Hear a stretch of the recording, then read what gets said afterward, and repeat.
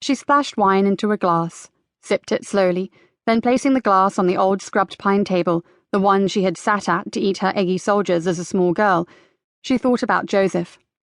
Maybe she should have spared him the grim task of suicide statistics on his first day.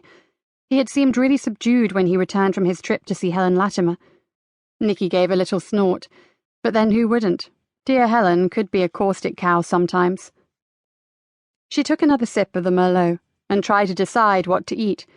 Food was never high on her list of priorities, and it was 10 to 1 that it would be yet another omelette. Unlike Martin, he had always prepared and cooked delicious meals for himself. She saw again the pot simmering on the old stove. She had looked in it and noted the fresh vegetables and thick meaty stock. Martin took great care of his diet, something she rarely seemed to find time for. Taking eggs from a chicken-shaped pottery container, she broke 3 into a glass bowl, added salt, pepper, a few herbs, and a splash of milk, then whisked it together thoughtfully. Helen Latimer might be a bitch, but she would surely have been as charmed as every other woman in the county by Joseph Easter's sexy good looks. Surely even Helen wouldn't have upset him on the first meeting. So why did he seem so distracted, so troubled? She should have asked him, but he seemed keen to get away, and she couldn't blame him. It had been a pretty depressing day, all in all. Nikki removed a fork from the cutlery drawer, then served up her meagre supper on one of her mother's best plates. There was something enormously reassuring about having familiar old things about her again. Her rented flat in Greenborough had been basic, minimalist, Spartan. She smiled to herself. Who was she kidding? Depressingly austere was closer to the truth.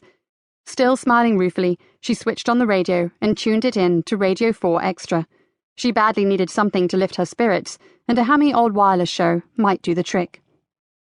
She ate the eggs and half-heartedly began to listen to a classic episode of Hancock, but after a while she switched it off. It seemed somehow disrespectful, knowing what had happened earlier that day, and as she washed up, she found herself hoping that Joseph had not returned to work too soon.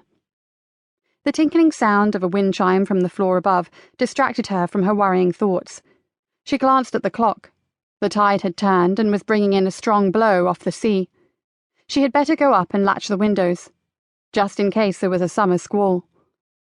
In her bedroom, she paused to once again look in the direction of Martin's place, and found herself rooted to the spot. A tiny point of light was moving around inside Knock Cottage. Nikki blinked a few times and refocused her eyes. There was no doubt someone was in Martin's cottage, and whoever it was had no sodding right to be there. With a muffled curse, Nikki raced down the stairs, grabbed a flashlight and her mobile phone, and raced from the farmhouse. There was no way she could take the car. Whoever was there would hear her coming and leg it. She had no choice but to go on foot, and she covered the 1/4 of a mile in record time. At the gate, she sunk down for a moment into the deep shadows and caught her breath. Keeping perfectly still, she watched the darkened cottage carefully. Whoever was in there might not be alone.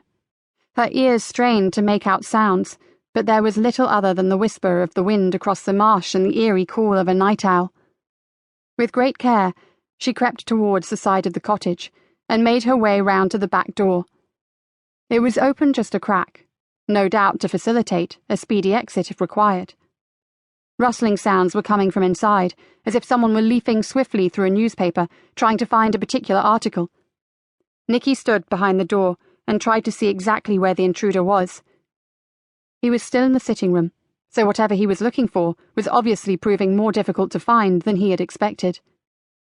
She stared in, but could only make out a black shape behind the fine light point of the torch, and he was hunched over Martin's dining table. Nikki tried to think. It seemed to her that she had 2 choices: rush in and challenge him, or keep low and follow him when he came out. Sadly, although following him could mean catching whoever it was red-handed, it could also mean she could lose him completely, especially if he had a vehicle concealed nearby. Which left little choice. Nikki swung a hefty kick at the door, reached inside, and with a loud shout, flicked on the light switch. It had been a pretty good idea, and it would have worked, if the intruder had not tripped the fuses on the electric meter when he broke in. By the time she realized what had happened and switched on her flashlight, the man was upon her.